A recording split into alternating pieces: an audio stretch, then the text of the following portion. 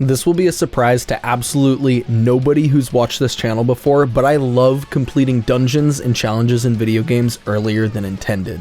I'm not quite sure how to explain why that is. I guess it's just satisfying to tackle things at my own pace and exceed what I'm meant to be able to accomplish or something. I've done plenty of early Pit of 100 Trials runs, but the Thousand Year Door Remake provides a new post-game challenge for us to complete, and that would be Prince Mush. I've wanted to make this video since the game came out, but I wanted to wait a little bit in order to knock down the spoilers from a felony charge against me to more of a misdemeanor. In a perfect world, I'd be able to hide the identity of the super boss in the title and thumbnail, but unfortunately, I do need to make a clickable video.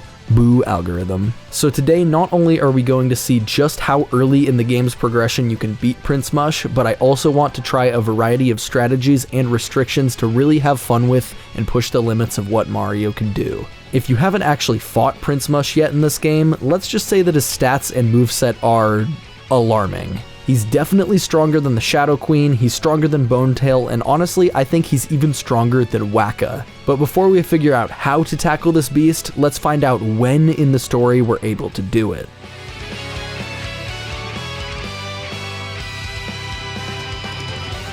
Up first is clearing through Chapter 3. At the beginning of the game, Prince Mush is canonically stuck in a stasis state in Grubba's Crystal Star, and it's going to be pretty difficult for us to kill him unless we save him first. So I booted up the game, grinded through the first 3 chapters, and rescued Prince Mush from Grubba's clutches.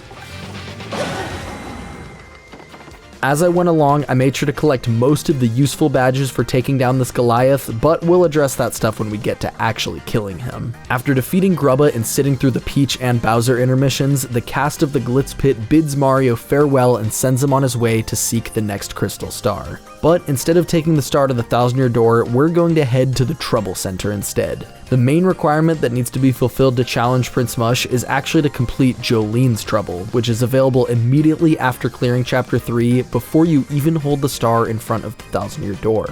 I accepted the trouble and then headed right back to Glitzville. Something really funny about this whole thing is that Jolene has the exact same dialogue whether you talk to her post Chapter 3 or even post Chapter 8. She acts like you've been gone for weeks or months and exclaims that she's excited for you to finally make a comeback. It's been about 10 minutes since I defeated Macho Grubba, by the way. And yes, just like if you did this in the post game, she discovers that Mario's records accidentally got deleted from the Glitz Pit. My brother in Christ, I became the champion 15 minutes ago. I mean, honestly though, it would make sense if Grubba deleted my records out of spite or something at some point during the end of the chapter. I mean, he's a pretty bad guy. So anyways, I signed back up for the Glitz Pit and then was able to take care of Jolene's trouble. This is definitely one of the funnier ones. Jolene literally just wants you to clean up Stinky Fighter's shorts out of the storage room. You have to pick them up one by one, getting a 3-second text box for each pair that you grab. I know this remake isn't exactly known for having speedy text, but oh my god.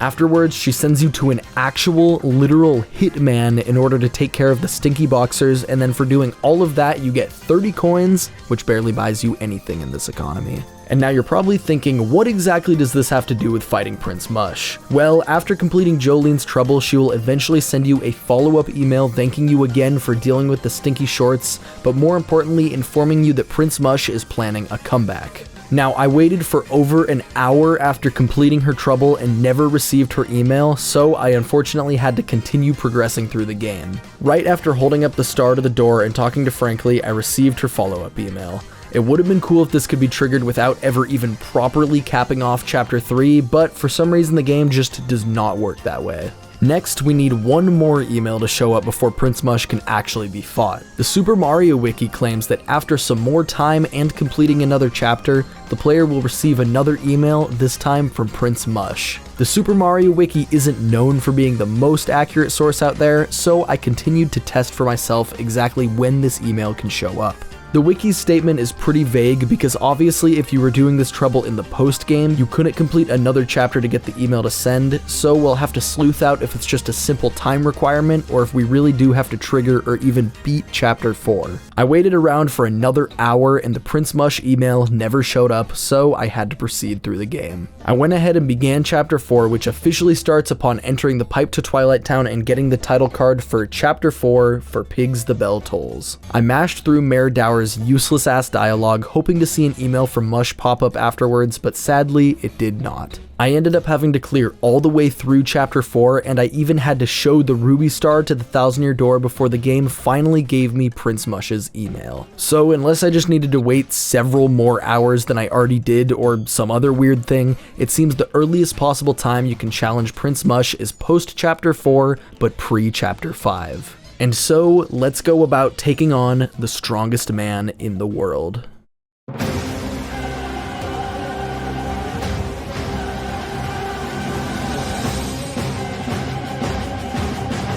Like I mentioned before, Prince Mush is absolutely no slouch, so beating him at this stage of the game's progression won't be easy. I came up with several strategies to take him down, but first I wanted to start by trying to beat him with no real strategy and just good wholesome brute force. Going into this, my Mario was level 8 with all but one of my stat upgrades put into badge points. I had put that other level into FP, meaning that I had Mario's base 10 HP to work with. All of my partners except for Flurry and Vivian were ranked up also, so that gives me a little bit more health to go around. I had a couple life mushrooms that you get throughout the story, and I literally just jumped into my first attempts using the badge loadout I already had from fighting Dupless. And here is what that looked like. So, here we go.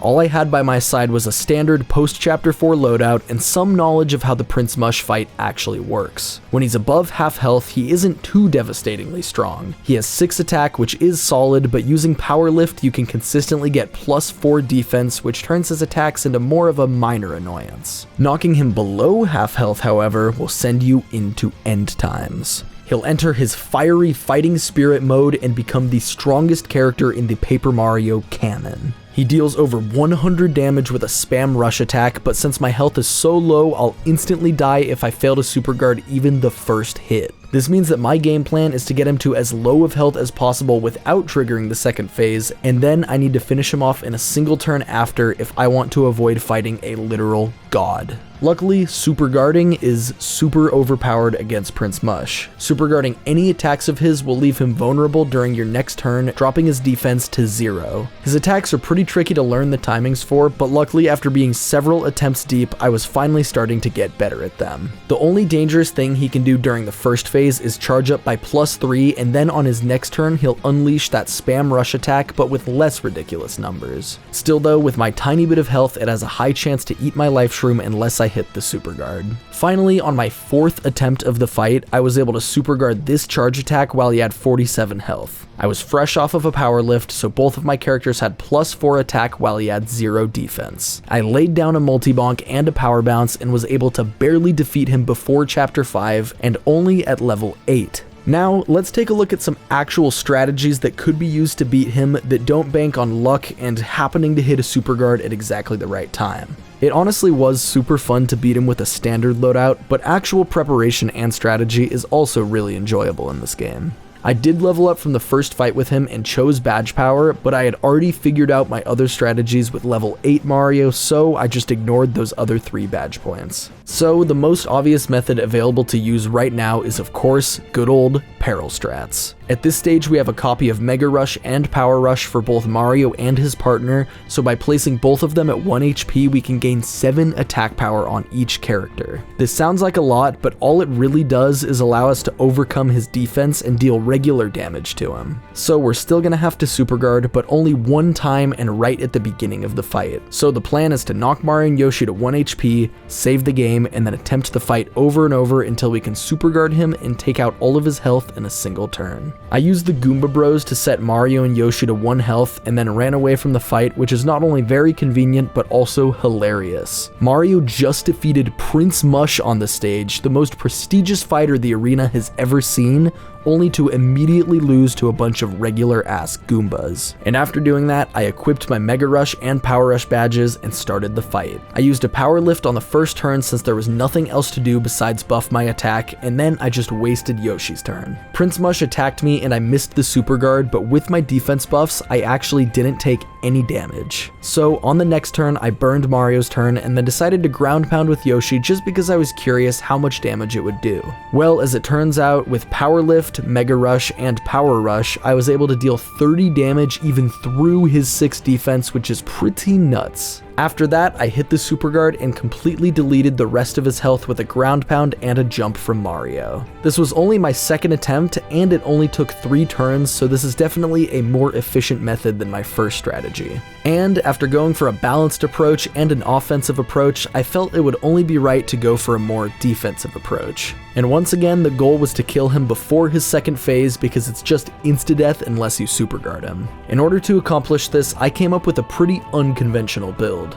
15 super appeals, charge P, last stand, damage dodge, and damage dodge P. Luckily, farming for 15 super appeals from the Pianta parlor was actually quite easy after I learned how to time the slots properly for the badge duplication video, and everything else is pretty easy to acquire during normal progression. This build will allow me to regenerate 4 star power with a single appeal, charge up for big damage with Yoshi, and tank damage alongside buffs from Power Lift. Mario is essentially in a 3-turn loop while Yoshi is in a 1-turn loop. Mario can power lift for the defense buffs on his first turn, sweet treat on the second turn to heal off damage and FP, and then appeal to restore all the star power on the third. And then all Yoshi has to do is charge every turn, and we can repeat both of these processes until Yoshi is strong enough to kill with a single ground pound. The strategy is slow, but it's consistent and safe because it doesn't even require super guards or lucky badges. Of course, using both of those things would make it easier, but I wanted to prove that they weren't necessary. And still, decent execution of regular guards, sweet treats, and power lifts is required, but those are pretty easy for even casuals to do well enough for this strat to work. The only major issue you might run into would be if he charges himself and then unleashes a rush attack on Mario like he did to me, but luckily I still had my life mushrooms. If you wanted to avoid this, you could try super guarding, or you could use lucky badges like I mentioned, but I was demonstrating that surviving him without super guards is totally possible, so I just ate the life mushroom and moved on. 14 charges would be required for Yoshi to kill Prince Mush through his defense, or 12 if you have an active power lift. Instead though, I broke my own rule and opted to use a super guard once I was pretty much in kill range anyways, just for the flex. This disabled his defense and Yoshi handed his ass plainly to him. The super guard is not necessary for the strategy if you're really anti-super guarding, but I'm not, so I will happily take this victory. And so I think that pretty much covers what I wanted to prove when it came to fighting Prince Mush early. It's possible but quite difficult to do with a pretty standard build, it's easy to beat after a single super guard with peril strats, and it's also easy to beat with pure planning and setup. I really couldn't ask for a more well-rounded challenge for Thousand Year Door. The main strategy, no matter what the approach was, ended up being to kill him before he ever reached the second phase, which is what I'm sure you were all expecting anyways. I wish that I was able to fight him pre-Chapter 4, but the game never intended on that of course, so we had to settle for pre-Chapter 5. But that being said, all of the strategies used pre-Chapter 4 badges, partners, items, and stats, so if that means anything to you, then big old thumbs up.